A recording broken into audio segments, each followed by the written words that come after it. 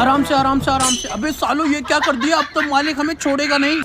अबे फुल्लू तेरे साथ काम करने में मुझे बहुत मजा आता है। अरे मालिक मैं कारीगर ही इतना अच्छा हूँ। अबे साली ये क्या कर रहा है, तुझे यहाँ से ईंट लाने के लिए किसने बोला? सारा काम खराब कर दिया। हाँ और पीछे और पीछे और पीछे और रुक जा सबे साले पूरी दीवार गिरा दी तूने। एक काम ढंग से नहीं होता।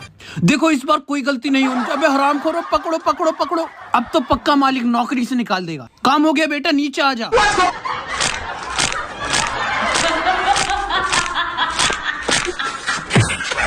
अरे हरामखोर मेरी उंगलियों का तो भरता बन गया।